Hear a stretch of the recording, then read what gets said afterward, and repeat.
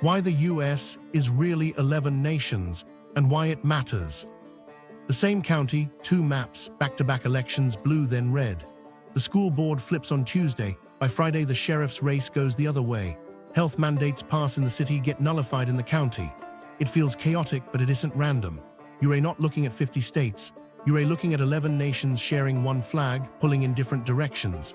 That tension is why policy whiplash hits families, why neighbors talk past each other, why identity feels fractured. To see what's really happening, we have to rewind back to the first settlements, the cultures they carried, and the borders they drew in people's minds. Set up, the map is lying to you. State lines look clean on paper, but the boundaries that actually shape behavior were laid down long before capitals and interstates, by charter cultures that arrived with distinct rules for how a society should work. They settled where the land allowed, built institutions that fit their values, and then exported those values along rivers, roads, and rail. Those paths hardened into cultural nations that still decide how communities vote, tax, teach, police, and pray. Start with the Puritans. They didn't just build churches, they built towns designed for collective problem-solving. Schools came first. Town meetings set the template for local governance. As New Englanders moved west through upstate New York to the Great Lakes, and later to the Pacific Northwest, they carried a habit: fix public problems with public tools. Down the coast, a different project took root.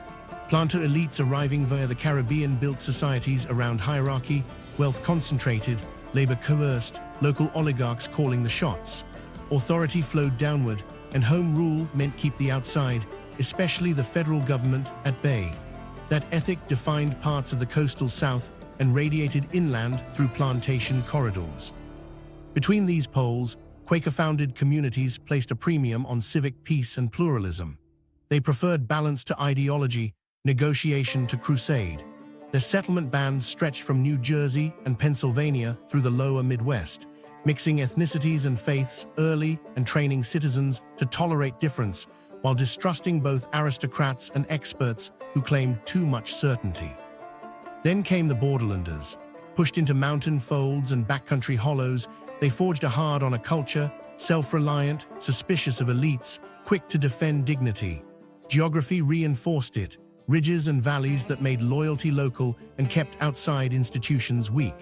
When they moved west, they carried that ethos to the Ozarks and the Texas Hill Country. Layer in French parishes along the St. Lawrence and the Gulf, where communal autonomy and social solidarity guided daily life. Add Iberian borderlands older than the United States itself, ranchero traditions, mission towns, and bilingual networks stretching across what is now the U.S.-Mexico line. On the Pacific, New England reformers met frontier idealists and Asian influences to build city-states that prize innovation and environmental stewardship. Inland, a region literally built by Washington's checkbook, railroads, dams, bases, learned to live with federal power while resenting its leash. And over all of it, sovereign indigenous nations persisted, their treaties, jurisdiction, and stewardship practices cutting across the map the way rivers do. Parties didn't create these nations, they borrow them. Coalitions rise and fall as national committees woo cultures that never fully join. That's why a county flips while its neighbor doesn't. The fault lines aren't new, they're just resurfacing. To understand the national argument, start where it began. Reform-minded Yankeedom facing a plantation coast built on hierarchy. Yankeedom, reform as a mission. To understand how this nation thinks, start in a meeting hall with wooden benches and a chalkboard at the front. The room is packed. The topic is drainage on Maple Street, then a school bond, then a new rule for wood stoves.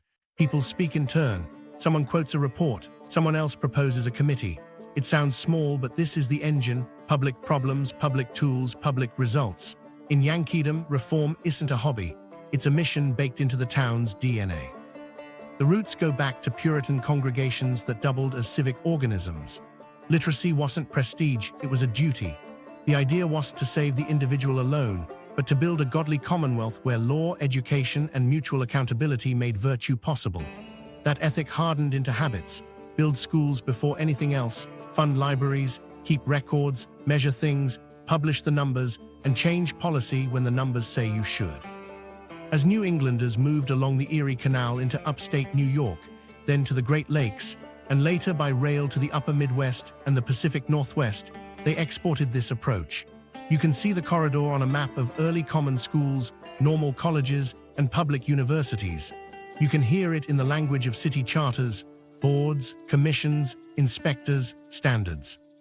A century later, those places led on clean water, compulsory schooling, child labor restrictions, and later, environmental regulation and consumer protection.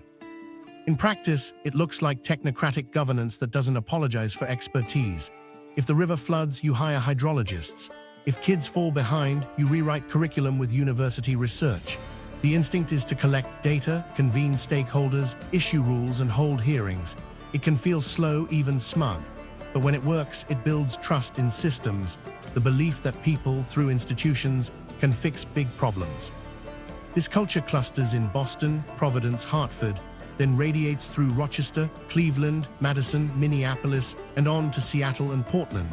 Media and universities amplify its reach. Editorial boards argue for bond levies. Public radio narrates policy trade-offs. The local talk isn't about whether government should act. It's about how to design the policy so it hits targets and has an evaluation plan. Yankeedom's environmentalism fits the same template. Air quality, create emissions standards, monitor with sensors, enforce penalties. Climate, set statewide targets, build cap-and-trade markets, electrify transit, weatherize housing stock, and push utilities through public utility commissions. It's not moral panic, it's a work plan with spreadsheets. Education sits at the core of legitimacy. Towns fight over test scores, school boundaries, and teacher training because schools are the transmission belt for civic competence. This is where you get fights with other nations over curriculum, sex education, history standards. For Yankeedom, those aren't culture war trophies, they're a system inputs. Change the inputs, change the outputs, change the society. There's a shadow side. Mission-minded reform can turn managerial and intrusive. Zoning codes grow thick. Permit processes harden. New housing gets stuck. Small businesses drown in forms. The culture that pioneered public health can also lecture, and people who feel lectured don't forget. When opponents call them nanny statists, that lands. Meanwhile, something else was happening in this nation's western outposts. In the Pacific Northwest, Yankee reform collided with frontier improvisation and immigrant ambition. The result was city-states that push big policy, urban growth boundaries, transit megaprojects, plastic bag bans, while arguing fiercely inside the tribe about means. NIMBY versus YIMBY isn't a culture war here. It's a family argument over tactics toward a shared goal: build livable, sustainable cities that pencil out. Yankeedom's political fingerprint is coalition building around institutional strength, ethics laws, independent courts, professional civil service, and strong public sector unions. Campaigns talk about governance capacity, budgets fund planning offices, ballot measures create watchdogs with subpoena power. Corruption is treated like a breach of covenant, not just a crime. This was the moment everything changed for national politics, when parties realized they weren't selling ideology, they were selling fit. Yankeedom fit a party when it promised competent managers, expanding access, and rules that favored the many over the few. When that promise broke, say, during fiscal crisis or scandal, the coalition wobbled, and reform-minded voters flirted with insurgents who still spoke the language of standards and evidence. Human stories tell it best. A school superintendent in Wisconsin spends nights defending a reading curriculum rooted in research, while a board faction wants to toss it for novelty. A mayor in Massachusetts fights to streamline permitting so starter homes can be built near transit without tearing apart neighborhood fabric. A fisheries biologist in Maine sits with lobstermen, translating models into seasons and trap limits, trying to balance livelihoods with sustainability. The throughline is the same. We can manage complexity if we design for it. What nobody knew at the time, each time, was how much this model depended on broad buy-in to common facts. As media fragmented, Yankeedom doubled down on institutions that produce shared baselines, public universities, open data portals, civic dashboards. They weren't doing PR, they were defending the operating system. And yet mission meets resistance. When a statewide climate rule collides with a mill town's margins, the spreadsheets don't soothe. That's where this nation shows another trait, a willingness to tax itself to cushion the blow, transition funds, retraining programs, rural broadband, opioid treatment, practical mercy wrapped in policy. If you follow the corridor west across the Great Lakes and into Puget Sound, you see a chain of places that keep betting on the same thing. Build capacity, upgrade systems, measure outcomes, iterate. It's not romantic, it's not fast. It's steady pressure over time, and every mission needs an antagonist. For Yankeedom, that's a culture that hears expert and reaches for the off switch, that reads statewide standard and sees an overreach. The collision is coming. Deep South, hierarchy and home rule. Cross a county line where moss drapes the oaks and courthouse squares still anchor the weak, and you feel it. Authority is personal, not procedural. The Deep South grew from a planter vision that arrived through the Caribbean, Barbados to Carolina, where wealth concentrated at the top and power radiated outward through families, sheriffs, and county commissions. Order mattered, but it wasn't the rulebook's order. It was the Gentry's order, guarded by local institutions and, for generations, enforced by violence and law. Start on a coastal rice plantation 3 centuries ago. The economy runs on coerced labor and export crops. The people at the top talk of liberty, property rights, autonomy, free enterprise, but that liberty is narrowly defined.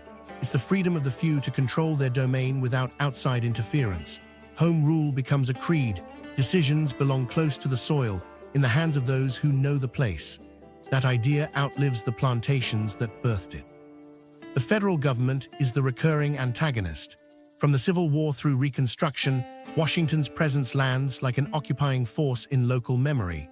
Blue uniforms, military districts, new constitutions, black men voting and serving, then a violent counter-revolution that rebuilds local oligarchy under new names. The wound isn't just defeat, it's the humiliation of being ruled from afar. That story gets told at kitchen tables and from pulpits braided with faith and pride. It doesn't fade. In practice, the political pattern favors county-level power over statewide technocracy. Taxes stay low, unions stay weak. Economic development offices chase factories with incentives instead of raising wages through bargaining. Public services are lean by design. School boards and sheriffs hold outsized sway. When a state agency writes a directive, local leaders look for a workaround. When a federal rule arrives, attorneys general file suit. Religion isn't just private devotion, it's civic glue. Evangelical networks mobilize voters, fill service gaps, and define moral boundaries. Social policy flows through those channels. Restrictions on abortion, rejections of sex education mandates, skepticism towards statewide curriculum standards that feel imported. The instinct is to protect community norms against what's seen as elite cultural engineering. Sunbelt growth seemed like a turning point. Atlanta's towers, Houston's sprawl, suburban booms from Raleigh to Tampa. New industries arrived, aerospace, healthcare, logistics, tech campuses, but the deeper structure didn't disappear. Rural power centers, sheriff's offices, courthouse cliques, county party machines kept their leverage through district maps and turnout machinery. Urban metros grew, yet statewide policy often reflected courthouse arithmetic, not city hall priorities. Here's a small story that shows the tension. A city public health department rolls out a mask order during a surge. Hospitals call for help. The mayor pleads for unity. 2 days later, a county commission meets across the line and votes to nullify any city overreach inside unincorporated areas. The sheriff nods. Enforcement will be educational. Nurses drive home past billboards thanking heroes and wonder why the rules evaporate by a mile marker. It isn't chaos, it feels like whiplash. It's 2 constitutions inside one jurisdiction, one written in a capital, one written in local habit. Economically, the model rewards low-cost production and land-friendly regulation. Warehouses, meatpacking, petrochemical corridors, ports that move goods at scale, each depends on predictable local control. Environmental permitting is friendlier, labor is flexible. A chamber leader will call this business climate. Critics call it a race to the bottom. But for county commissioners juggling slim tax bases, the calculus is simple. Jobs now beat promises later. That prioritization becomes identity. Education takes on the same pattern. District autonomy is sacred. Centralized standards feel like cultural impositions. Fights over textbooks, history frameworks, and library policy aren't side shows. They're the frontier where home rule defends its boundaries. Voucher programs and charter expansions offer parents control, while teacher unions are kept small or sidelined. The pitch isn't technocratic excellence, it's parental sovereignty. Collisions with Yankeedom are inevitable. When a federal court orders integration, when Congress attaches strings to funding, when a climate rule threatens a refinery's margins, the Deep South hears not policy but intrusion. Lawsuits follow, governors brandish freedom language, counties pass resolutions asserting their rights. The point isn't to win every case, it's to signal that authority still resides here. There's a paradox at the heart of it. The region benefits massively from Washington's spending, military bases, NASA, ports, highways, disaster relief. Yet resentment focuses on mandates, not money. Subsidy checks are acceptable, social engineering is not. That's why you'll see ribbon cuttings for a federal facility at noon and a press conference denouncing federal overreach at 5. It isn't hypocrisy in their frame, it's a boundary between partnership and control. Demography complicates the map. Newcomers from the Midwest and the coasts bring different expectations. Latino populations grow along the Gulf and in poultry towns.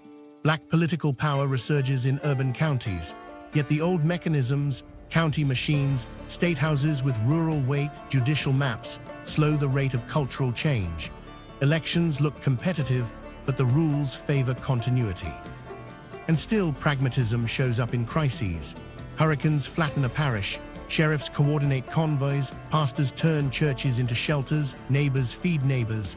State agencies arrive, yes, but the first responders are local. Trust flows along personal lines. Who answered my call? Who opened the gym? Who got the road cleared? That's the governance that earns loyalty. So when you hear home rule, don't reduce it to a slogan. It's a lived architecture where dignity is tied to control over the immediate. Strip that control, and you don't just trigger policy fights, you trigger identity defense. Which is why, when the nation argues about voting rules, school curricula, public health, or environmental permitting, the Deep South isn't just casting votes. It's protecting a social order that has survived defeat, occupation, boom, and bust, one courthouse meeting at a time. The Midlands, moderation as identity. Cross the Delaware into small towns with brick rowhouses and steeples, and the temperature drops a notch. Voices soften, people still argue, but they argue to land somewhere everyone can live with. The Midlands grew from Quaker meeting houses and German farmsteads, where civic peace outranked ideological victory. The habit wasn't crusade, it was accommodation. Don't tell neighbors how to live if you want them to help raise your barn. Start with a township hall in Pennsylvania. The agenda looks dull, setback requirements, snow removal routes, vendor bids for a leaf truck, but listen to the cadence.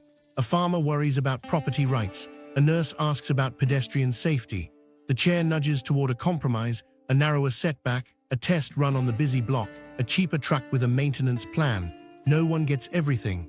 No one storms out. The point is to keep living together.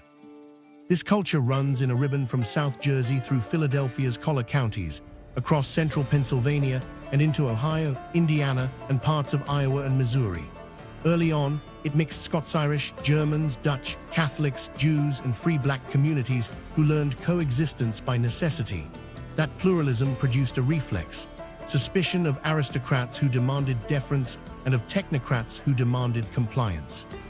The good life was middle class, locally stable, and untheatrical. Politically, that means pragmatic centrism.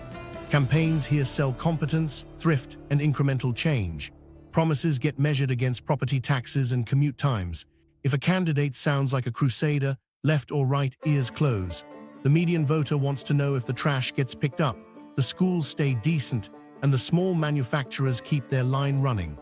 Lofty rhetoric is a liability unless you can translate it into asphalt and payroll. Meanwhile, something else was happening as suburbs spread. Factory towns hollowed, then reinvented. A mill closes, a community college adds welding and coding, a logistics park fills with trucks. You can see the Midlands' moderation in that pivot. No utopian rebirth, no apocalyptic despair, just a steady rebuild that turns vacant lots into distribution hubs and high school shop classes into dual credit programs. On social issues, the reflex is live and let live, but with caveats. A school district will add anti-bullying policies and new history modules, then spend months fine-tuning language to keep parents inside the tent. Churches organize food banks together while disagreeing about doctrine. County fairs host veteran honor guards and next booth over a refugee resettlement fundraiser. The line isn't ideology, it's tone. Don't grandstand. Don't insult neighbors. Here's a micro story. In a suburban council chamber outside Columbus, a proposal to add bike lanes sparks a month of hearings. A retiree complains about losing street parking. A restaurant owner worries about deliveries. A teenager reads a statement about safer routes to school. The compromise is pure Midlands, a pilot on 2 streets, loading zones painted at delivery windows, and an annual review clause baked into the ordinance. It's not elegant, it works. Parties treat this nation like a hinge. In presidential cycles, the Midlands often decides margins, but even when it votes red or blue, the mandate is conditional. Go too far and the coalition snaps back. You can feel it in county-level returns, a drift left when rhetoric cools and budgets balance, a drift right when regulation feels bossy or tax bills spike. This is where sweeping agendas come to be sanded down. Institutions mirror the temperament. Newspapers run point-counterpoint pages. Rotary clubs still matter. School boards are high drama only when respect phrase. Police chiefs talk community policing, then quietly adjust overtime so officers can attend little league games. Even protest looks different. Candlelight vigils more than street blockades. Petition drives more than occupations. Not because people don't care, but because escalation costs more than it pays in a place that prizes neighborliness. There's a tension, though. Moderation can drift into avoidance. Problems that need sharper edges lead in old pipes. Segregation by school boundary, wage theft, can get smoothed until they lose urgency. That's when outside activists arrive and the culture buckles. Locals resent being told they're cowards. Activists resent being told to wait. The only workable path here is translation. Frame change as maintenance of shared goods, not victory over enemies. Watch how the Midlands reacts to national storms. During a pandemic, mandates become guidance with flexibility. Masks appear in offices before laws catch up. Vaccine clinics run at churches and hardware stores. And when tempers flare, mayors host town halls with hospital chiefs and pastors seated side by side. The policy outcome looks middling. The emotional outcome keeps the civic fabric intact. In the big coalition fight between Yankeedom's mission and the Deep South's home rule, the Midlands isn't neutral, it's conditional. It'll back reforms that come with local control, sunset clauses, and proof they won't spike taxes. It'll back deregulation that keeps streets safe and schools funded. It resists purity tests, punishes contempt, and rewards the person who can look across a folding table and say, let's find the part we agree on and start there. Greater Appalachia, the Borderlanders line. Head west until the hills fold into each other and roads cling to creek beds, and the temperature of the conversation changes. In these ridges, authority doesn't arrive in a memo. It earns its place at the kitchen table. Greater Appalachia grew from Scots-Irish and North British Borderlanders who brought an honor code forged by feuds, raids, and hard country. Here, dignity is defended close to the body by kin, church, and neighbors, not by distant officials who can't find the hollow without asking. Start with the terrain. Ridge and valley topography breaks counties into pockets, each with its own sheriffs, preachers, and store owners who function like magistrates. Geography fragments power, and fragmented power keeps loyalty local. A mine boss might hold more sway than a state representative, a pastor more than a senator. That shapes the politics, a deep suspicion of elites talking down, a reflex for self-reliance, and a quick temper when outsiders prescribe fixes that don't fit the land. The story rides west with migrants who left the Blue Ridge for the Cumberland Plateau, then into the Ozarks, and on to the Texas Hill Country. They packed a culture that prized martial skill and personal agency, which shows up today in high military enlistment, hunting traditions, and a fierce defense of the right to be left alone.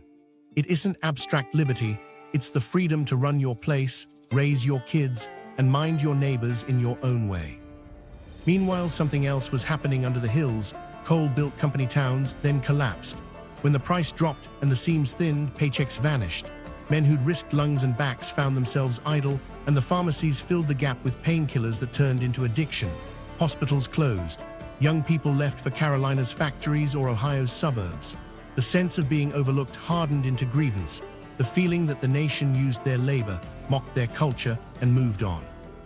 That's where volatility enters. This nation can swing populist left when a candidate speaks to class, wages, and respect. It can swing populist right when the message is protection, identity, and defiance of coastal scorn. The throughline is dignity. Offer a plan that restores it, jobs that feel like craft, roads that connect hollers to markets, clinics staffed by locals, and ears open. Offer a rulebook and a lecture, and you've lost the room. Here's a micro story. A school board in eastern Kentucky debates a reading curriculum chosen by a state panel. A teacher who grew up 2 streets over says the books don't sound like home, and kids tune out when accents get mocked. A parent asks why the phonics pilot didn't include their school. The superintendent proposes a hybrid. Keep the research-based core, but swap texts for local voices and add aides trained at the community college. That compromise lands because it ties expertise to place. Economics remains the battlefield. A federal grant arrives for broadband. A county judge executive insists the crews hire locally. A pipeline company offers tax revenue. Landowners demand thicker safety specs and a guarantee that repair teams will live in county. Renewable projects pitch lease checks for wind or solar.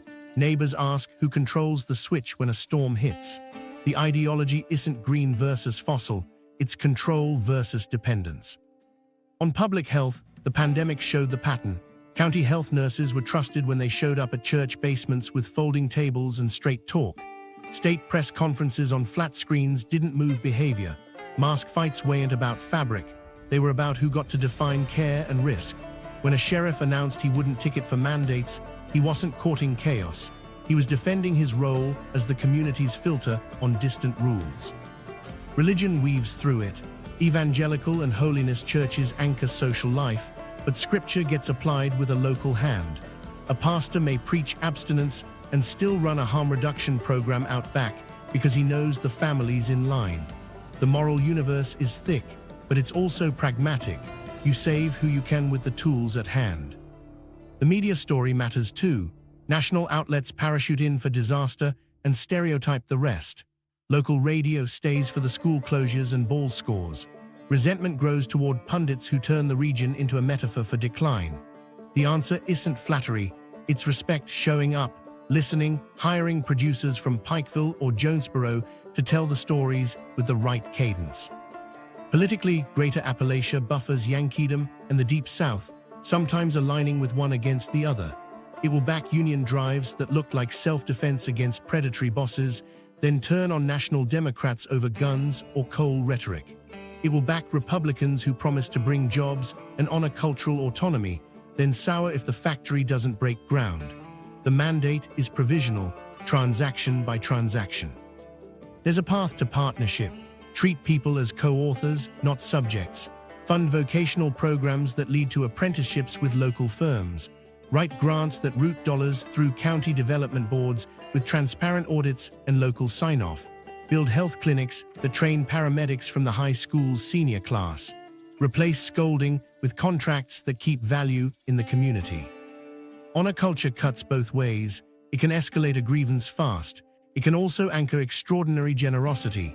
When a flood wipes out a valley, fleets of pickup trucks arrive with chainsaws and casseroles before FEMA paperwork gets printed.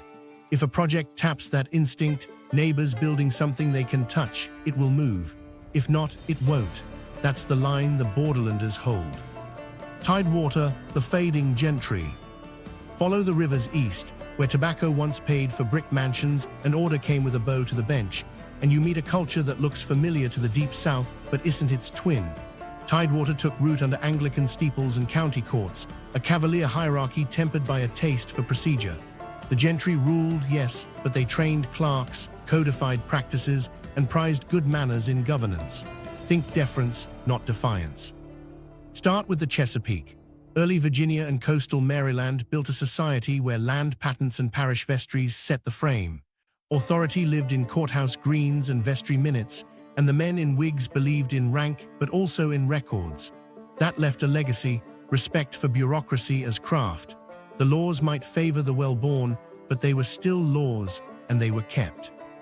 Unlike the Deep South's later, harder oligarchy, Tidewater's politics leaned establishmentarian rather than evangelical. Religion pulled toward Anglican order and later Episcopal gentility. Public life rewarded competence, surveyors, lawyers, civil servants who knew the code book and kept the wheels turning. Even brutal systems were managed with paperwork. It's an uncomfortable truth. A taste for administrative order can coexist with injustice. Tidewater did both. As centuries turned, this nation's footprint shrank. Enslaved labor's collapse, westward migration, and then suburban growth diluted the old gentry's reach. Interstate corridors pulled Richmond toward national commerce. Navy yards and federal payrolls remade Hampton roads. Northern Virginia's technology corridor injected cosmopolitan habits that owed more to New Netherland and Yankeedom than to plantation-era norms. Tidewater didn't disappear, it got layered over. You still see its imprint in legal culture. Virginia's bar prizes decorum, courts run on punctuality and precedent. State agencies write clean memos, and civil servants take pride in getting the form right. It's not technocracy for its own sake, it's civic style, a belief that procedure guards the peace. The political rhetoric, even in hard fights, keeps a sheen of politeness. Letters to the editor with respectfully submitted, speeches that thank opponents for service before disagreeing. Here's a micro scene. A coastal county debates shoreline setbacks. The chair, a lawyer with perfect posture, moves the meeting along with clipped courtesy. Environmental scientists present erosion maps. Developers cite case law. A waterman rises, hat in hand, and speaks softly about losing dock pilings. The ordinance that passes is classic Tidewater: measured buffers, grandfather clauses, a phased timeline, and a directive to staff to produce guidance for affected owners. No one cheers. The room nods. Order holds. Politics here once leaned conservative establishment, business-friendly, pro-defense, wary of social upheaval. Over time, suburbanization and migration shifted voting patterns, especially northward, but the style stayed. Less firebrand, more committee chair. Evangelical mobilization never dominated the way it did farther south. Churches sit in civic life as partners, not field generals. There's erosion. Deep South cultural currents pushed in through talk radio and party primaries, while metropolitan growth tugged the other way. Tidewater's middle ground thinned, and old deference felt out of step in a world that rewards outrage. Yet in counties where the courthouse still sets tone, you can feel the preference for calm process over spectacle. Road projects get sequenced.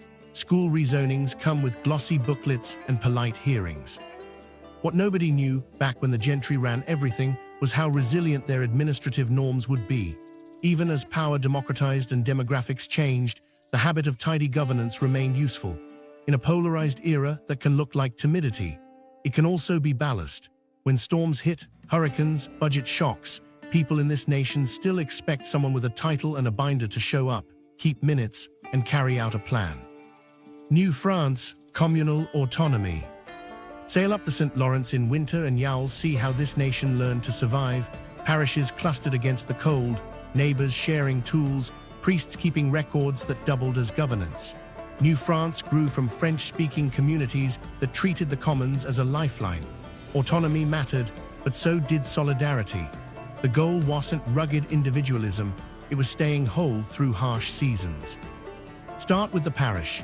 In Quebec and along the Acadian coast, the parish wasn't just worship. It was census, aid, dispute resolution, and cultural school. Families farmed narrow riverfront lots, traded labor, and kept decisions close. Egalitarian instincts ran through it. No lord's manor on the hill, just clustered homes, a church bell, and habits of mutual obligation. When British and later American authorities arrived with majoritarian politics, these communities had their own rulebook: protect the language, guard the schools, bargain for space inside larger empires. Meanwhile, something else was happening in Louisiana. Acadian refugees carried their parish model down the Mississippi, blended it with indigenous knowledge and African rhythms, and built Cajun and Creole worlds that prized music, food, and family bonds as civic glue. Under a different racial regime, local autonomy was constrained and contested, but the communal reflex persisted. Co-ops, crews, benevolent societies, and neighborhood associations that made the city feel like interlocking villages. Policy flows from those instincts. In Quebec, social welfare is framed as common insurance for a small ship in big seas, universal health care, subsidized childcare, generous family policies, cultural institutions that guard French language rights. In Acadiana and Francophone pockets in Maine or northern New England, you see scaled-down versions, co-ops that keep grocery stores alive, fisheries councils that set seasons together, school programs that teach in 2 languages so kids don't lose their grandparents' words. Here's a micro-scene. A coastal parish council in Louisiana meets about a new flood control tax. The engineer shows surge maps. A shrimper says he can't take another fee. A grandmother, speaking French and English, reminds the room which houses went under last storm. The compromise is pure New France, a modest levy, a citizen oversight board, and a carve-out that reduces the burden for low-income seniors while prioritizing levies that protect working docs. The vote passes because people see themselves in the bargain.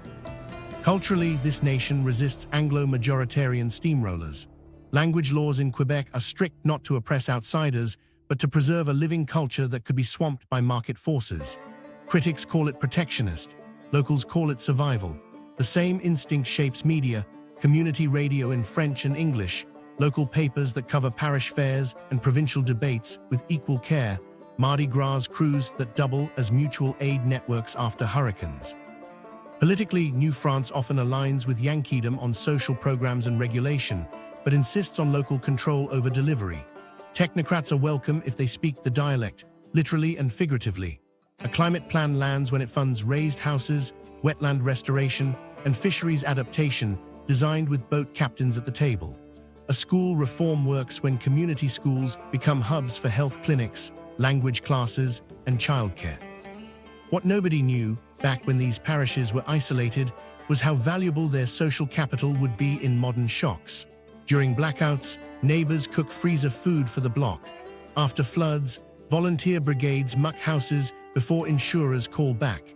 That muscle memory of cooperation is governance by another name. There's friction. Oil and gas jobs created dependence and risk. Cultural preservation sometimes squeezes newcomers. Provincial nationalism can harden lines. But the core pattern holds: communities that choose to be communities, not just populations. In a continent that keeps arguing about the balance between liberty and order, New France offers a third pole: autonomy through solidarity, freedom sustained by what we owe each other. El Norte, older than the United States. Stand in a plaza where the church faces the courthouse, where street names switch languages block to block, and you feel the age of this nation. El Norte was here before the border, mission towns, ranchos and mercados stitched across deserts and sierras from the 1500s on. Families mapped routes by wells and arroyos, not by customs booths. The line came later. The culture didn't ask permission to cross. Start with the chain of missions and presidios that link today's Texas, New Mexico, Arizona, and California to the capitals of New Spain. Ranchero traditions took root, land held in sprawling grants, work organized by extended families, cattle and sheep driven along dry corridors where water decided power. Communities built acequias, hand-dug canals with shared bylaws, because survival required cooperation. Those ditch associations are still legal entities with elected mayordomos. In El Norte, water isn't a commodity, it's a covenant. Meanwhile, something else was happening after the border shifted in the 1840s. The Treaty of Guadalupe Hidalgo changed flags, but didn't erase existing towns, land claims, or kinship networks. Bilingual courts adjudicated property disputes for decades. Over time, Anglos grabbed land through legal maneuver and force, but the social architecture held: markets that straddle the line, saints' days that fill plazas, radio that flips languages mid-sentence, cousins on both sides attending the same wedding. The politics reflect cross-pressures. On social questions, you'll hear conservatism shaped by Catholic and evangelical currents, pro-family, wary of moral experimentation. On labor and immigration, the stance tilts toward solidarity, unions in packing plants and hotels, sheriffs who focus on crime over status, city councils that pass sanctuary-style policies because deporting the breadwinner wrecks the whole block. It isn't contradiction. It's a hierarchy of loyalties, first to family, then to neighborhood, then to law written far away. Economics runs on motion. Harvest seasons pull workers north and send remittances south. Construction booms soak up crews that learned framing from uncles. Border ports hum with trucks carrying produce, parts, and finished goods. Policy fights are pragmatic because stakes are immediate. If a federal rule snarls crossings, lettuce wilts and paychecks shrink. If a state law criminalizes work, kids lose rent money. Local leaders don't debate abstractions, they negotiate throughput. Here's a micro scene. In a West Texas county, a water meeting convenes in a school gym. A pecan grower worries about dropping aquifers. A colonia's organizer describes wells gone bitter. An engineer reviews compact allocations. The solution is classic El Norte, metering tied to crop type, a conservation credit that rewards ditch repairs, and a cross-border university study to model recharge. The vote isn't unanimous, but it's collective enough to matter because everyone knows the river won't care about paperwork. Demography is destiny here. Young, bilingual populations reshape city halls in El Paso, Tucson, Las Cruces, the Rio Grande Valley, Inland Empire suburbs. Texas statewide races tighten as counties along the border bank votes for candidates who talk jobs, respect, and infrastructure. Arizona pivots after organizers build precinct by precinct out of churches and soccer leagues. Nevada's hotels and warehouses unionize. California's interior fights over groundwater as orchards expand into old pasture. The theme is the same: the border moves the math. Public health revealed the network logic. During a pandemic, essential workers kept moving, packing, driving, cleaning, caregiving. Multi-generational households meant risk traveled fast, and clinics learned to text in 2 languages, set up drive-through lines, and partner with consulates. Counties tweaked quarantine rules so cross-border caregivers could handle elders. The fix wasn't ideology, it was service that fit the shape of daily life. There's tension with state houses and Washington. Enforcement-first policies play well on cable, they play poorly when ports choke. Local police chiefs insist on community trust, state politicians demand crackdowns. El Norte's electeds become translators, arguing that security and flow aren't opposites. More lanes and scanners make fentanyl seizures plausible without turning school drop-off into a checkpoint. A judge protects a decades-old consent decree that limits profiling. A sheriff meets pastors to calm fear after a raid. Culture is the ballast. Radio corridos narrate local heroes. Lowrider clubs run toy drives. Food trucks anchor night economies in emptying downtowns. Spanish-language media break city budget stories with more reach than the Metro Daily. Pride comes from endurance. Families who built from nothing twice. Abuelas who keep paperwork safe in cookie tins. Young people who code switch without thinking because both tongues are theirs. The frontier isn't myth, it's a workflow. When drought bites, neighbors pull shade cloth over new plantings and pray for monsoon. When a cousin's visa gets delayed, a manager quietly rearranges shifts. When an interstate closes, a WhatsApp group reroutes the convoy to a crossing 2 hours east. Policy that respects El Norte starts there. Fund a sequia modernization, protect mixed-status households' access to services without fear, align work visas with actual harvest calendars, build ports for people who live on both sides. Older than the United States, this nation didn't vanish when the border arrived. It adapted, argued, and kept the ditches running. In a republic that fights over who belongs, El Norte answers with a daily vote. We belong because we keep this hard place alive together. Left coast, Utopian edge with steel in the spine. Keep driving west until the continent runs out and cities lean over the ocean like they're about to dive. Here, reform-minded Yankees met gold rush hustlers, loggers, longshoremen, farm workers, and waves of immigrants from across the Pacific. The bargain they struck is the left coast signature: dream big, test it in public, and use the city as your lab. Idealism isn't a poster, it's a pilot program with funding, benchmarks, and a sunset clause. Start with a waterfront meeting in Seattle. The agenda: electrify buses, tax big payrolls, mandate building retrofits, and protect whale migration. An activist reads climate targets. A port official warns about cargo diversion. A software manager wants exemptions for startups. The council passes a phased plan with rebates, a congestion carve-out for drayage trucks, and a review trigger if freight volumes dip. It's ambitious and fussy at once, utopia with spreadsheets. Meanwhile, something else was happening down the coast. San Francisco and Oakland fused labor muscle with civil rights and gay liberation. Portland wrapped planning theory around a green belt. Los Angeles built a polyglot metropolis where Korean wholesalers, Oaxacan cooks, Persian jewelers, and Salvadoran contractors keep the economy humming under a Philmantech skyline. The result is a city-state crescent, Seattle to San Diego, that governs like a network. County to county, rules sink enough to move markets. Environmentalism here has teeth. Forest battles matured into habitat restoration authorities. Coastal commissions block seawall grabs and force beach access. Air districts push refineries into cleaner fuel standards and fine them when monitors spike. Utilities get ordered to ditch coal contracts and build storage. This isn't purity, it's math. Wildfire seasons lengthen, snowpack shrinks, smoke shuts schools. The politics are simple: plan or burn. Here's a micro scene. A town in the Rogue Valley meets after a fire took half the neighborhood. A vintner wants to rebuild fast.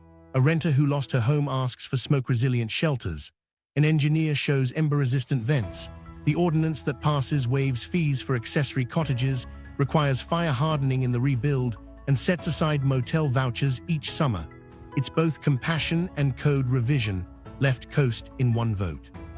Housing is the family argument. Zoning reformers want duplexes on single-family lots. Neighborhood groups defend trees, sunlight, and street parking. Labor insists on prevailing wage. Environmentalists debate density versus canopy loss. City halls respond with layered compromises, transit area upzoning, inclusionary requirements, design standards, and pots of money for supportive housing. It looks messy, then 10,000 units break ground. The next fight starts. Tech money complicates everything. It funds ballot measures for homelessness services, then inflates rents. It builds climate tools and eats curb space with delivery fleets. City governments learn to treat platforms like utilities, regulate curb access, charge impact fees, require data sharing. A scooter pilot becomes a procurement contest.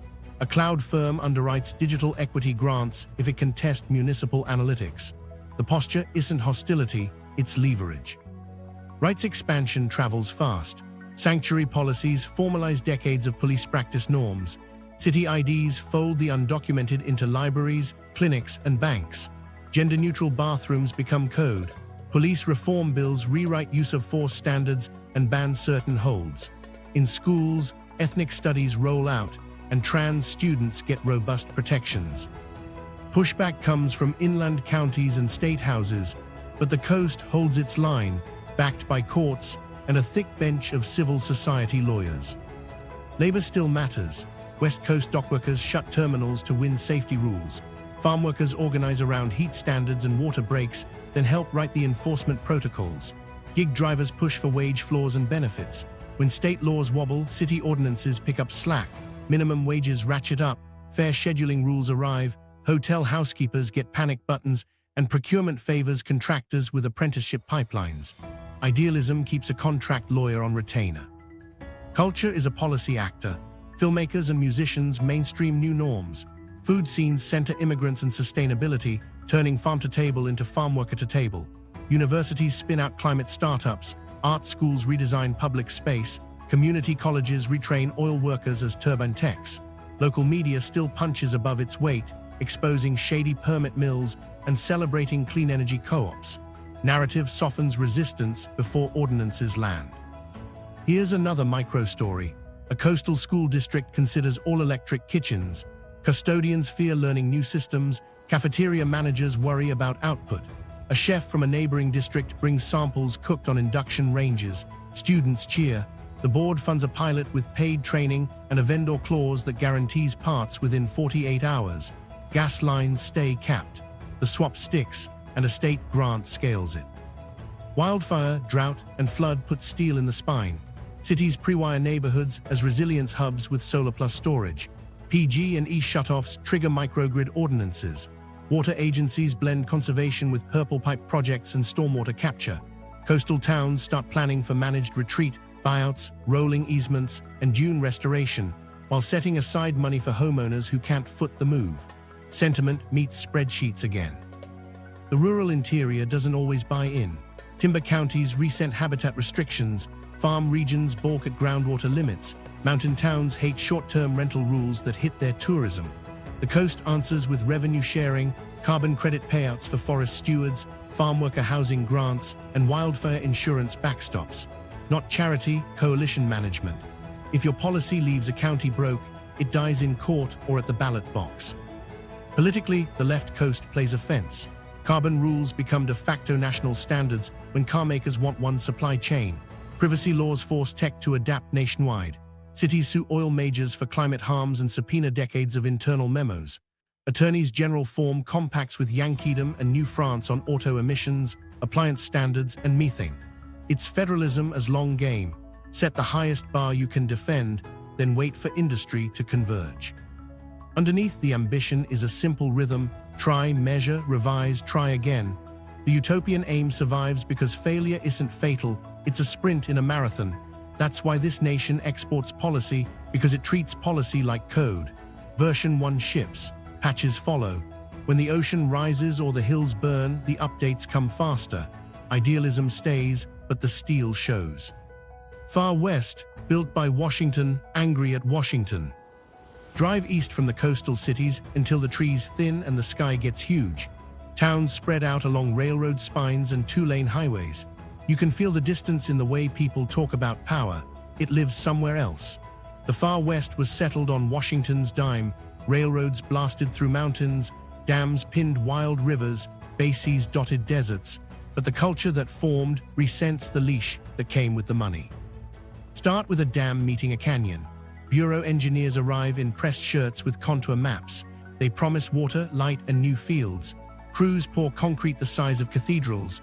Towns bloom where there were only sage and jackrabbits. The deal seems simple. Washington builds, locals prosper. Hidden inside is a clause: federal land, federal rules, federal oversight. That clause becomes a generational argument. Meanwhile, something else was happening on the ground. Company towns rose around copper pits, uranium shafts, and timber mills. Boom years paid mortgages and school bans. Then markets flipped, or ran out, or a regulation tightened, and the same companies shut the gates. Washington arrived again, retraining grants, cleanup crews, habitat projects. The lesson locals took wasn't gratitude, it was volatility managed elsewhere. Federal ownership defines the region. In county after county, most acreage sits under the Bureau of Land Management, Forest Service, Park Service, or Defense. Cattle graze on public range by permit. Loggers cut under timber plans. Outfitters bid for river slots. Every livelihood is a contract with a capital hundreds or thousands of miles away. That dependence breeds a paradox, a libertarian rhetoric fueled by a federal credit card. Here's a micro scene. A rancher in Nevada unlocks a gate at dawn and checks fences along a BLM allotment. He knows the range like family, where the spring holds late, where cheatgrass comes fast.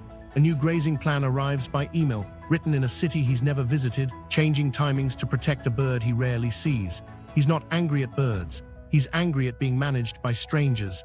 He calls the county commissioner. The commissioner calls the congressional office. The fight begins. Counties become power centers.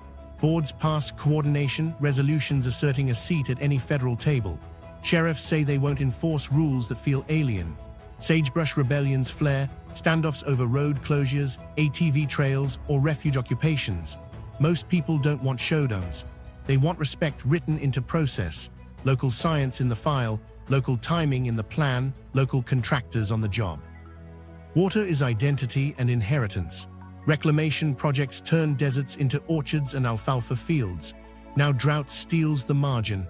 River compacts squeeze deliveries. Reservoirs drop to bathtub rings. An irrigation district meets in a cinderblock hall while tempers rise.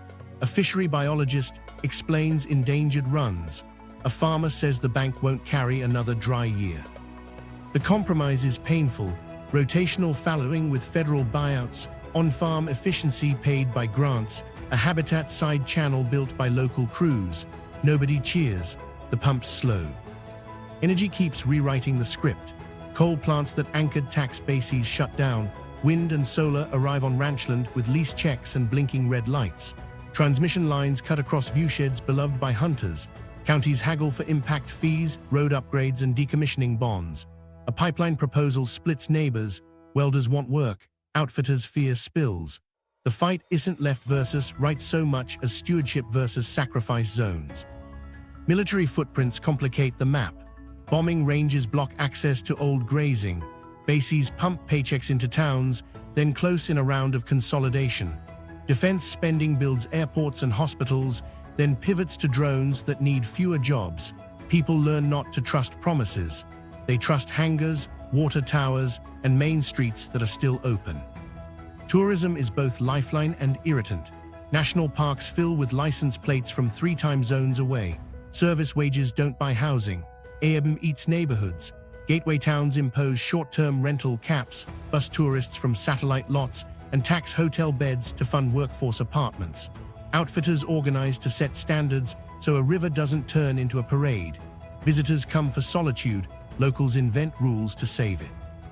Here's another micro-story. A wildfire starts in August lightning and runs 20 miles overnight.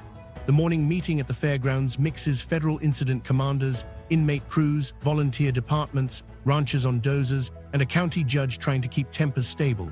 The plan calls for a backburn across a beloved hunting ridge. Eyebrows rise. The line holds. After the ash, a forest plan proposes fewer salvage cuts than the mill wants and more than the activists accept. Appeals fly. Winter snows fall on stumps and arguments. The Far West's politics sound anti-urban because cities write the rules that land on rural desks.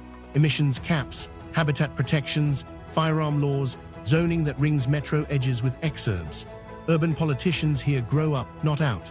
Mountain counties here, no more driveways. When ballots include wolf reintroductions or predator bans, metro majorities decide outcomes for places where the animals actually roam. That breeds hard feelings the next time a recreation tax needs rural votes. And yet there's a way through. Co-management turns enemies into co-authors. Tribes, counties, and agencies writing timber and fire plans together. Ranchers paid to keep wetlands wet for birds.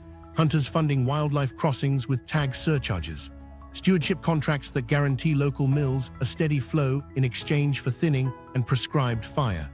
Grazing plans that swap calendar dates for vegetation targets, letting cowhands adjust by season. The tone changes when Washington shows up with humility and budgets built for long horizons. 10-year money for watershed work, not 1-year grants. Permitting timelines that match fire seasons, not fiscal quarters. A federal forester who knows first names at the diner. A BLM manager who stands in wind with a map, not behind a desk with a memo. The anger doesn't vanish, it eases. This nation doesn't hate government. It hates being governed by people who don't carry dust on their boots. Built by Washington's checkbook, it wants a partnership that treats distance as a fact, not a flaw. Give it that, and the Far West will do what it's always done. Make hard country livable with ingenuity, stubbornness, and a weather eye on the horizon. First Nation, sovereignty inside the map. Drive past a county line and nothing changes. Cross onto tribal land and everything might, law, jurisdiction, the meaning of consent. First Nation isn't a region, it's hundreds of governments with treaties older than statehood, layered inside the United States like bedrock. They don't ask for recognition.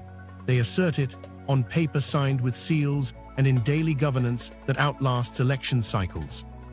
Start with the legal frame. Tribes are sovereigns, domestic dependent nations in court language, with powers to govern land, people, resources, and culture. Jurisdiction is a mosaic. Who polices, who prosecutes, who taxes depends on whether the road is trust land, fee land, checkerboarded parcels, or allotted tracts. A state trooper's badge may not apply where a tribal ranger's does. Cases cross between tribal courts, federal courts, and sometimes state courts, each with different lanes. Meanwhile, something else was happening across the continent. Energy and infrastructure projects kept colliding with sacred sites and treaty rights. A pipeline maps the cheapest line, a tribe maps a burial ground. A dam promises kilowatts, a salmon run disappears. The fight isn't just environmental, it's contractual. Treaties guaranteed fishing in usual and accustomed places, water for homelands, hunting on ceded lands. When agencies forget, lawsuits remind. Here's a micro scene. A council chamber on the northern plains fills with elders, attorneys, and ranchers.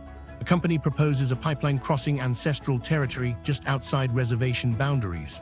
The chair points to a map dotted with prayer sites and burial mounds. The vote sets conditions, reroute around cultural zones, full emergency response funding, independent monitors chosen by the tribe, and revenue sharing that builds a clinic. The state signs later. The tribe isn't a stakeholder. It's a counterparty. Economics runs on sovereignty too. Gaming compacts fund schools, healthcare, and language programs, investments decided locally. Energy projects, wind on ridges, solar in high desert, ship power out and lease checks in. Tourism pays when visitors learn to respect ceremony grounds and trails.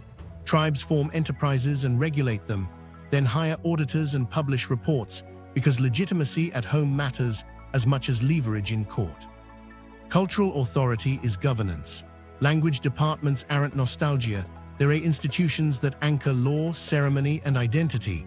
When a tribe writes child welfare rules, it protects kids from being shipped away.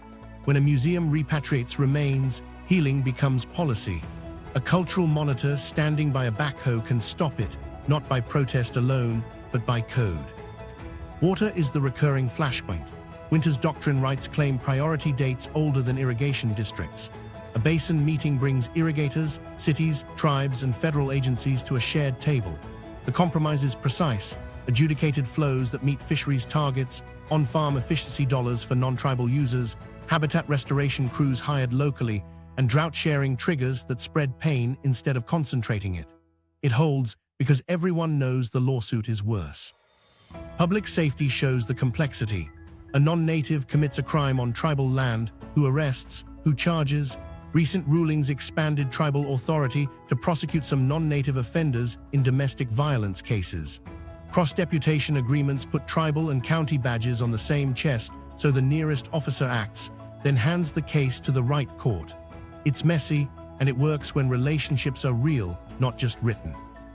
Here's another micro-story. In the Northwest, a tribe tears out a derelict culvert that blocked salmon for decades. Elders bless the water.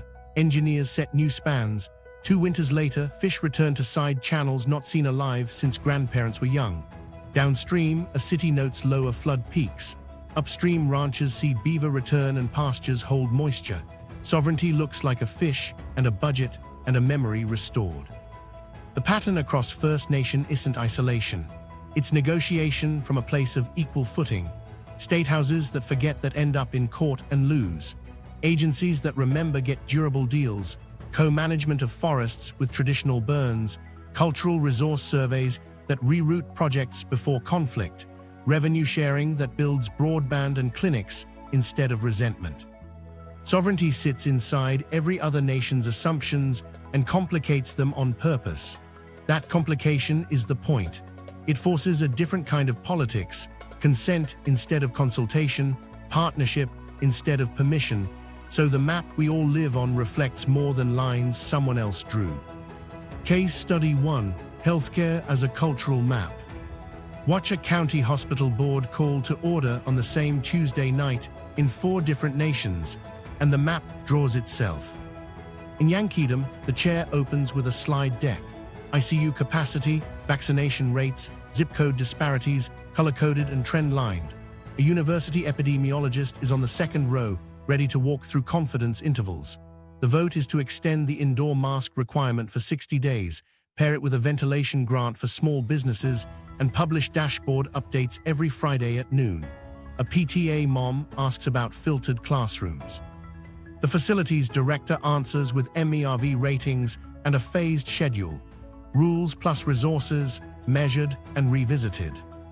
Meanwhile, in the Deep South, the same virus wave hits a county where sheriffs and pastors carry more weight than state health memos. The board frames it as local choice. Hospitals testify about oxygen supplies. A pastor talks about keeping Sunday service open and setting aside a masked pew. The resolution encourages masks, rejects mandates, and allocates ARPA funds to churches and civic halls to run pop-up clinics. The sheriff says citations won't fly. He'll focus on traffic accidents and overdoses. The vote passes. The message is clear: home rule, voluntary compliance, and relief routed through trusted hands. In the Midlands, the tone is half spreadsheet, half neighborly nudge. The county administrator proposes a recommendation with triggers. If admissions cross a set threshold, school masks return. If they fall below, the rule sunsets. A business owner asks for clarity on signage. A nurse wants hazard pay reinstated for ER staff. The compromise: clear thresholds printed on utility bills, a short-term hazard stipend, and money for a drive-through testing lane in the municipal lot. Moderation holds the center by making the dials visible to everyone. Greater Appalachia takes it personal. The meeting starts late because the chair is coming from a volunteer fire call. The hospital's CEO, a local, speaks plain about ventilators and nurses quitting. People bristle when a state consultant reads from a binder. When the county's own public health nurse stands up, she grew up 2 hollers over, folks lean in. The board rejects a mandate, but funds mobile clinics at churches, a meal stipend for quarantined families, and a radio buy on the morning farm report. The sheriff says he won't ticket masks or no masks. He will walk a deputy into any store where a clerk is getting harassed. Dignity first, help that fits the terrain. On the left coast, a city-county health department moves like a startup with lawyers. They pass an indoor mandate tied to wastewater surveillance, require employer reporting of outbreaks, and fund street teams to vaccinate the unhoused with peer navigators. Restaurant owners get grants for patio heaters, and inspectors show up with clipboards and masks to coach compliance. A civil rights group testifies about enforcement equity. The order includes a bias audit and a hotline in 5 languages. Policy as code update with a changelog. In the far west, hospital distances stretch time. A frontier county debates a regional transfer pact because the nearest ICU is 3 hours away. Ranch families worry about elders, outfitters worry about a cancelled season. The board declines mandates but arms the clinic. Satellite telehealth pods at Grange halls, an on-call contract with flight medics, and fuel cards for families driving to chemo. They buy HEPA units for school classrooms and let principals decide masking week to week based on attendance and the nurse's call.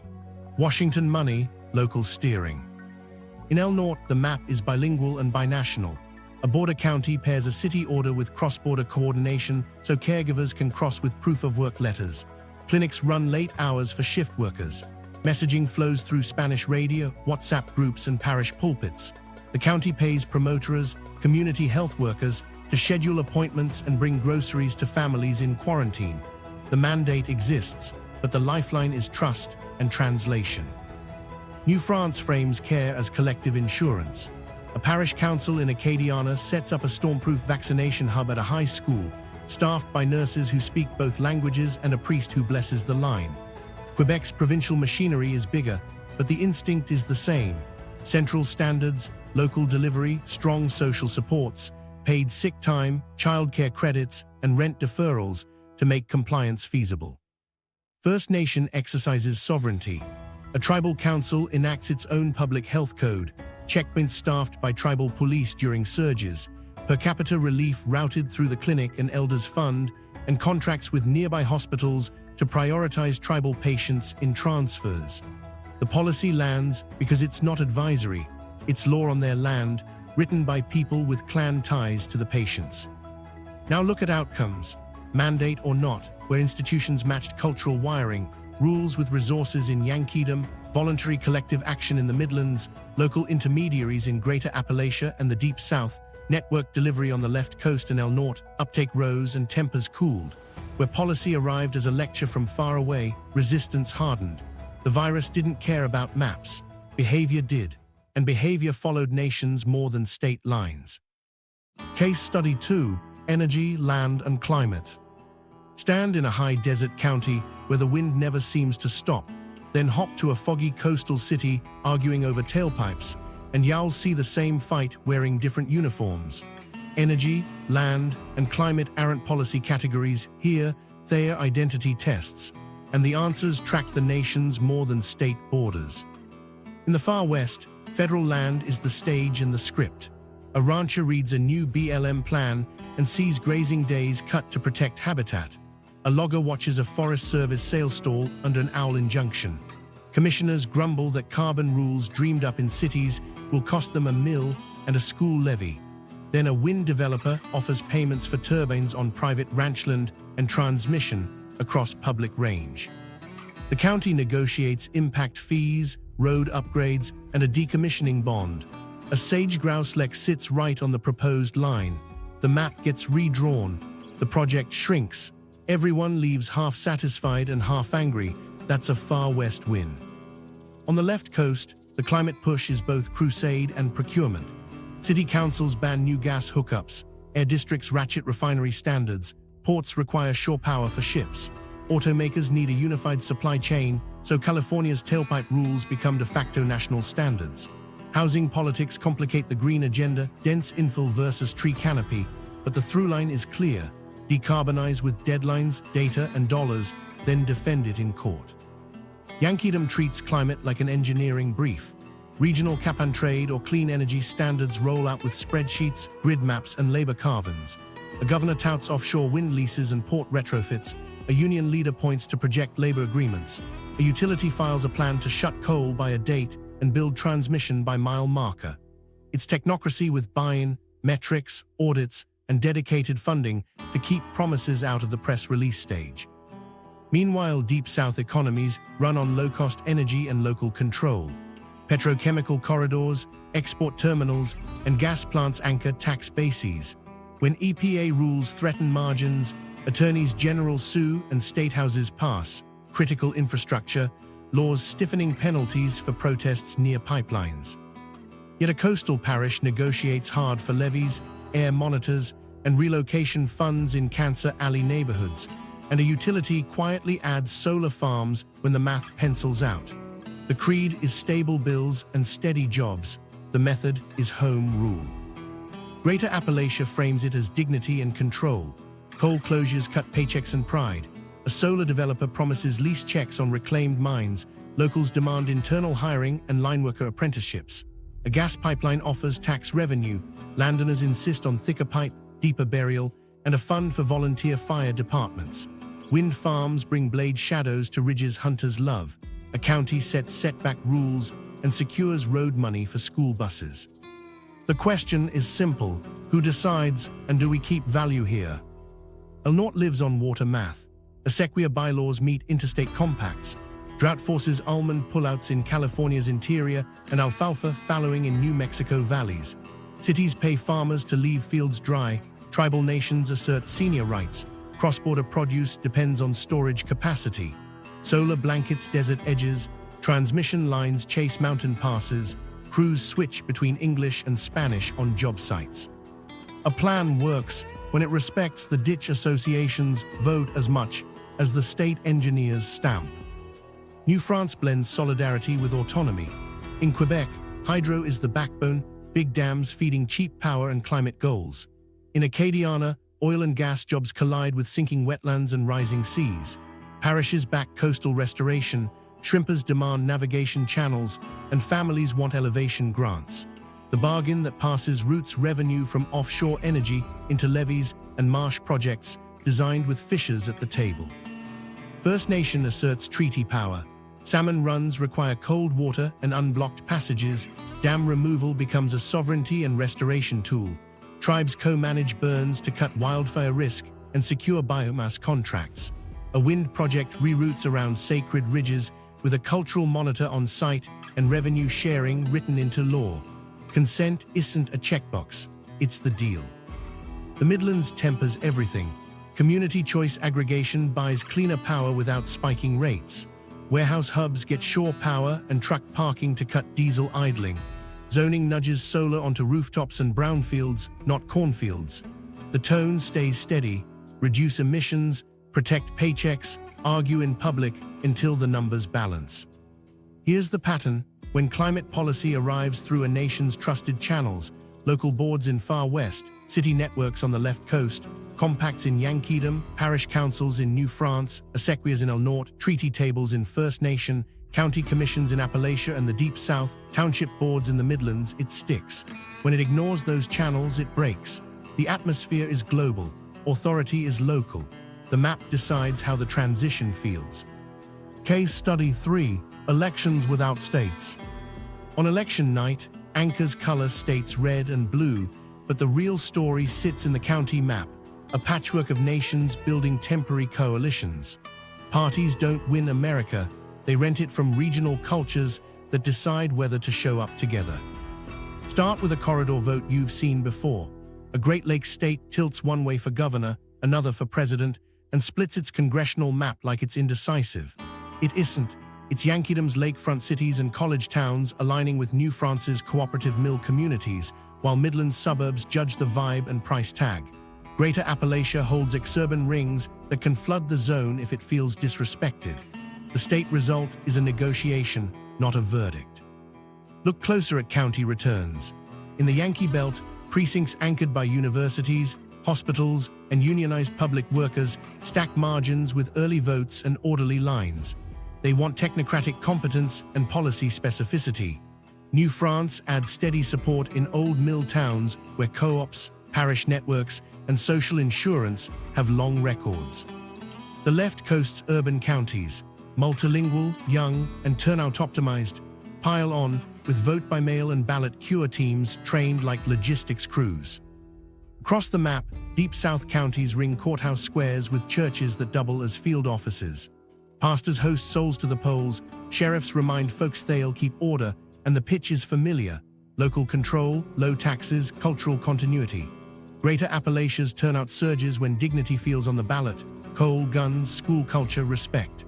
A candidate who speaks straight, names the county by name, and visits the VFW can flip margins fast. The Midlands remain the hinge. Township boards and school districts produce civic volunteers who aren't impressed by fireworks. Candidates who talk property taxes, commutes, and school performance win doorsteps. Tone matters more than ideology. A calm fiscal moderate from either party can outrun their national brand if they keep the pitch close to asphalt. Norte keeps shifting Sunbelt math. Border counties deliver votes for the side that marries economic respect, wages, infrastructure, smart ports, with community dignity, no family raids at dawn, service access without fear. When campaigns run bilingual field operations through churches, mercados, and soccer clubs, turnout jumps. When they nationalize the message and ignore the ditch associations and sheriffs, it sags.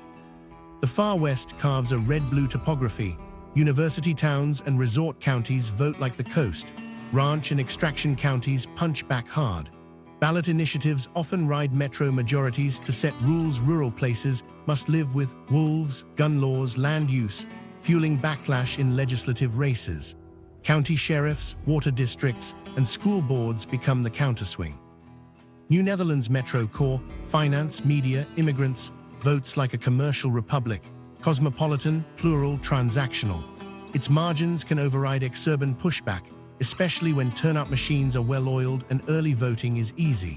Tidewater's remaining footprint shades establishment, committee chairs over bomb throwers, decorum over crusades, but migration has thinned the old pattern. Now watch coalition logic in a presidential year. One party knits Yankee, left coast, New France, New Netherland, and urban Norte. The other binds deep south, greater Appalachia, rural far west, and exurban Midlands. The fight is for the in-between: Midlands suburbs, Norte swing metros, and the Tidewater to Appalachia seams. The winning path isn't one national message so much as a bundle of regional promises that don't contradict on camera. Ground game reflects the nations.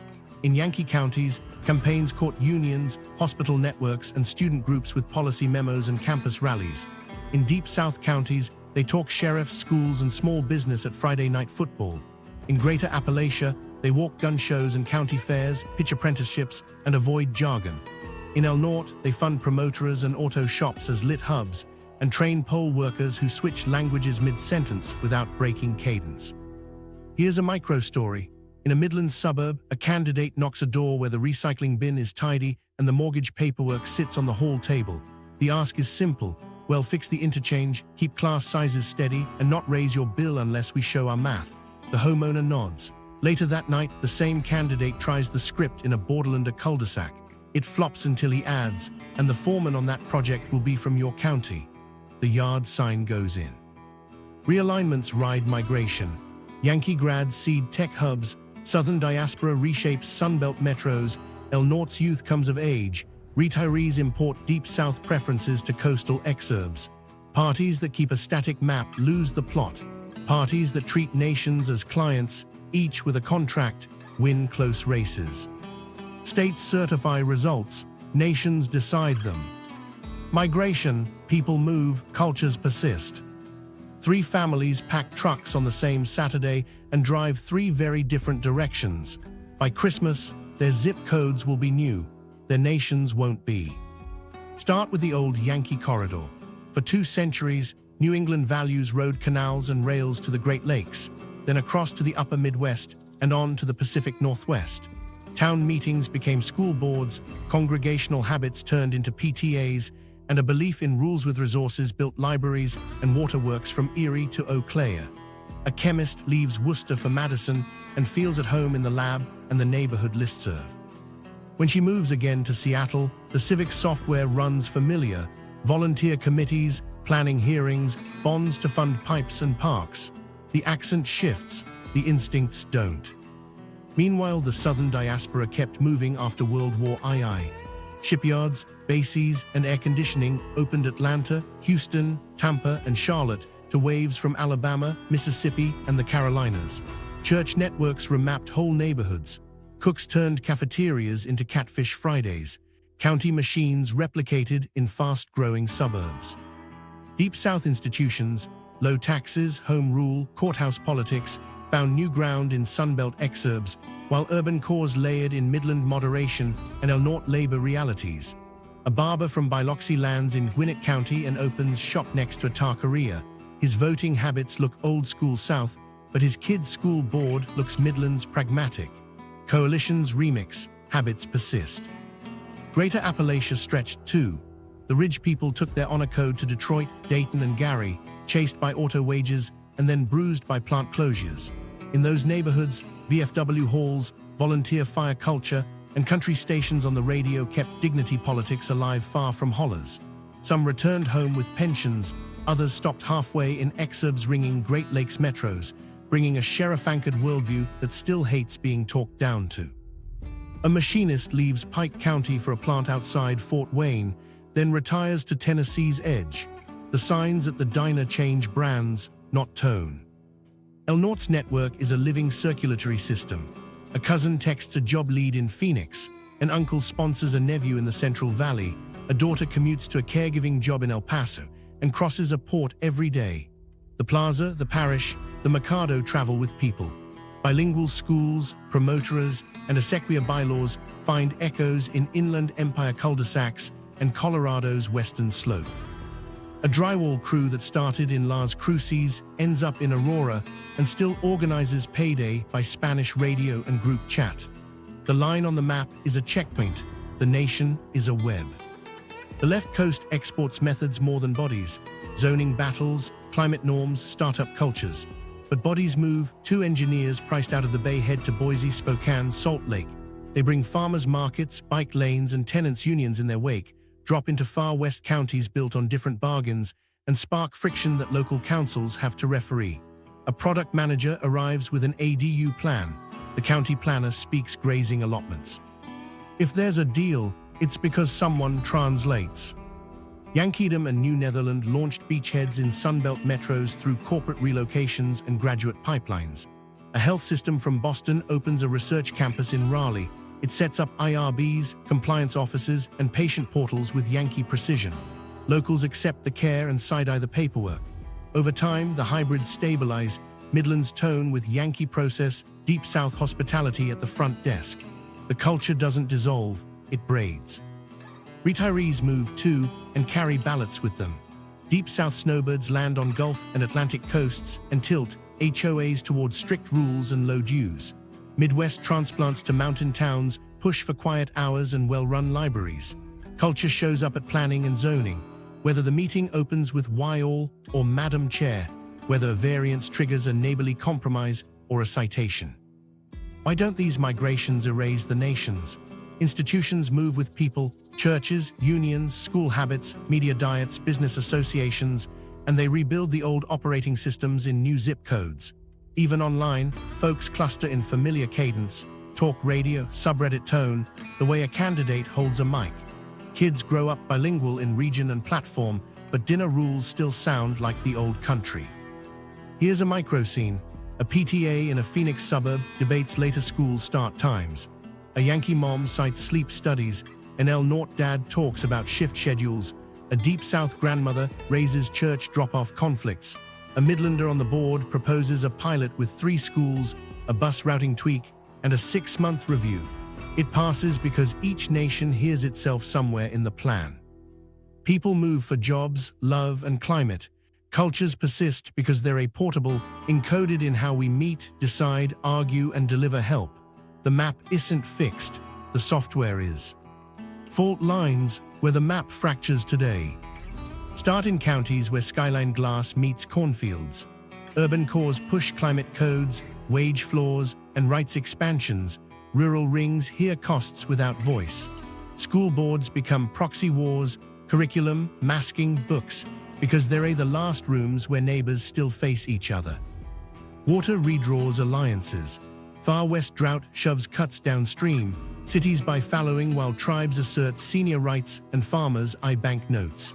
In El Norte, compacts meet Acequia bylaws, survival negotiated ditch by ditch. Borders split jurisdictions more than families. Sanctuary cities and state enforcement collide. Sheriffs protect trust while statehouses demand crackdowns. Ports choke when policy ignores lived traffic. Courts turn federalism into venue shopping. Nations sue in circuits that favor their creed, then legislate around losses.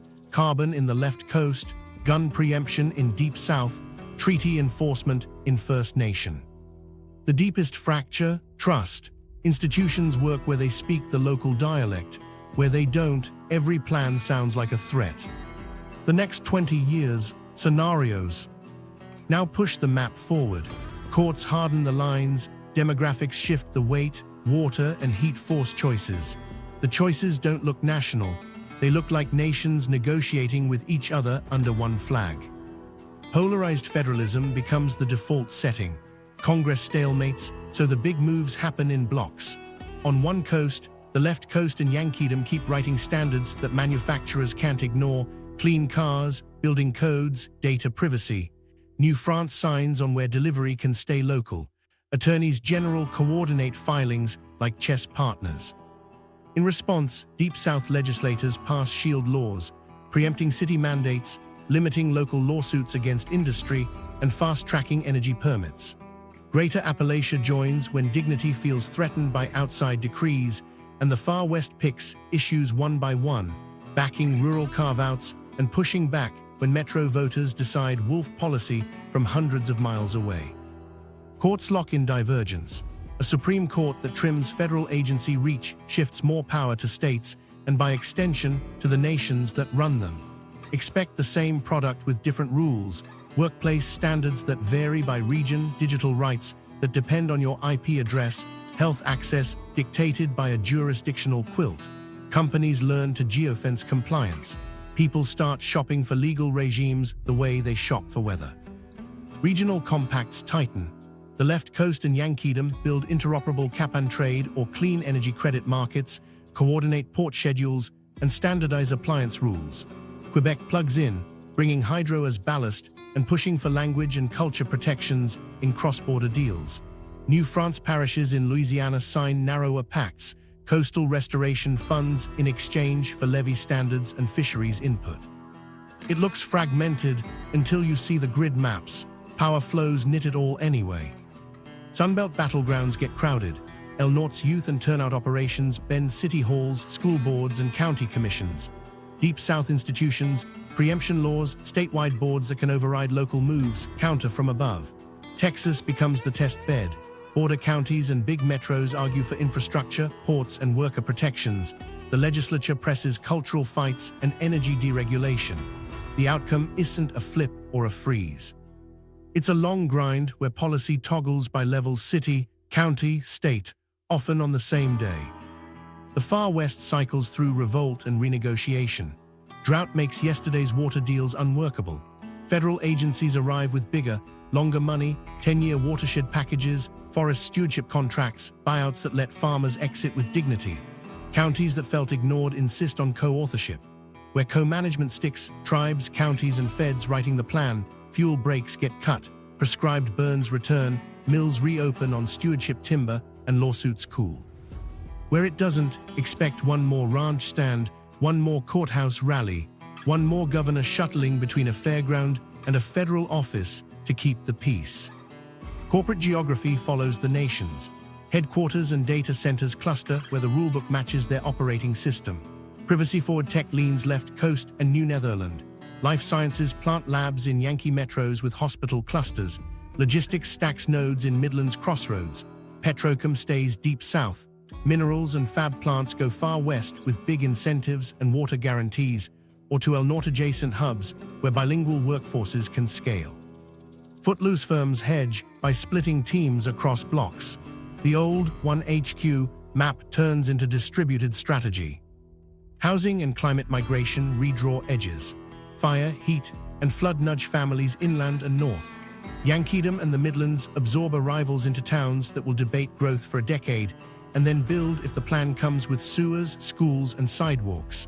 The left coast tries to hold density lines, upzoning by transit, legalizing backyard cottages, shielding renters during rebuilds.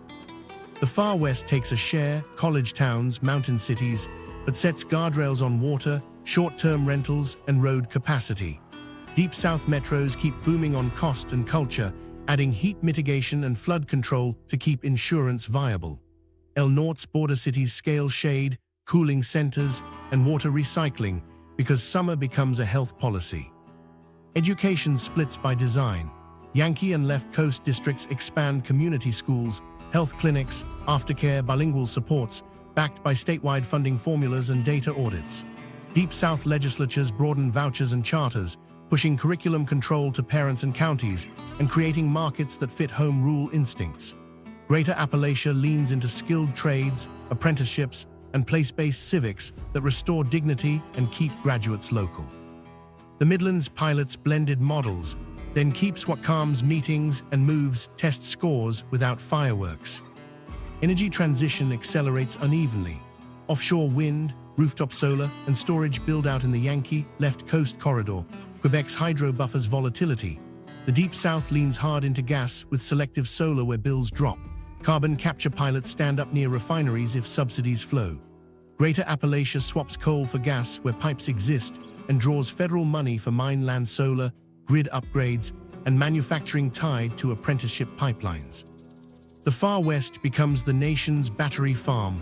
Lithium, copper, rare earths, sparking fights over pits and processing that turn on whether locals see value staying home. Sovereignty asserts new contours. First Nation governments leverage rulings to enforce consent beyond checkbox consultation.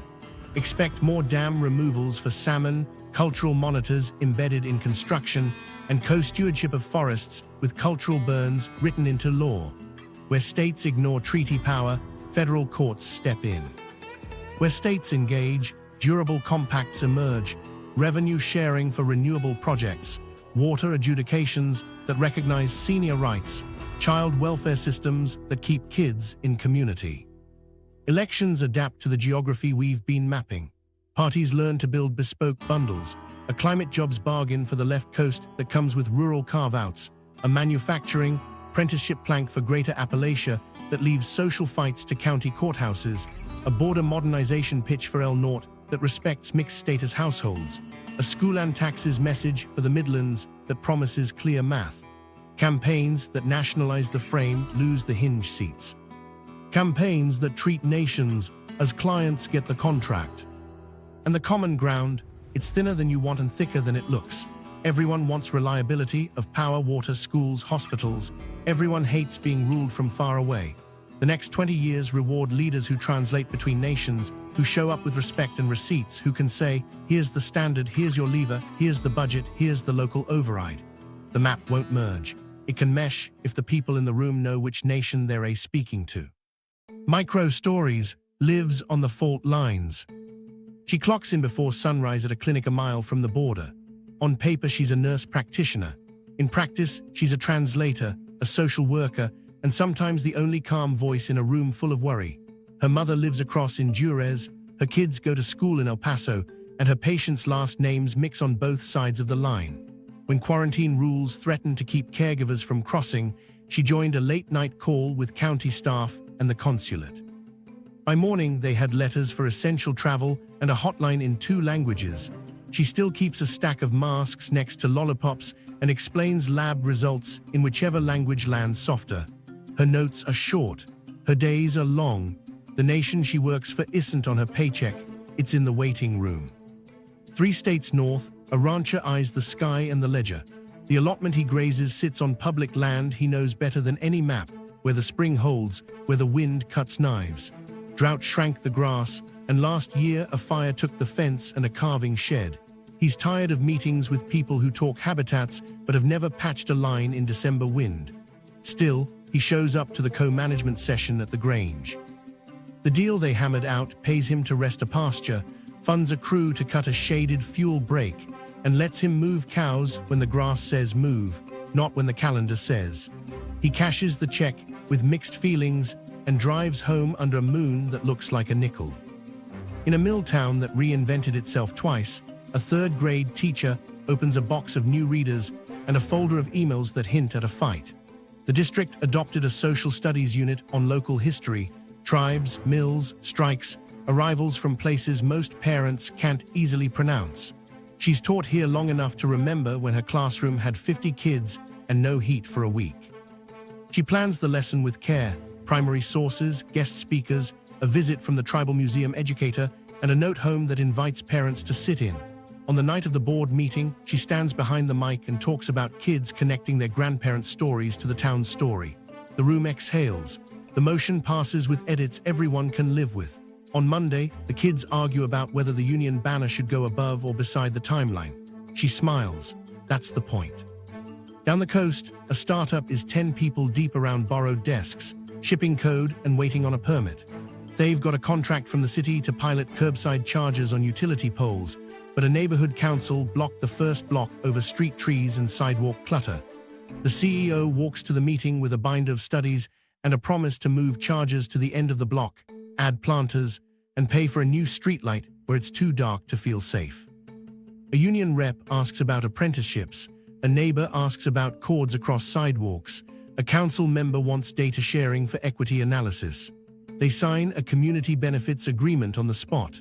A month later, the chargers go live, the trees stay, and the startup hires 2 trainees who grew up 3 blocks away.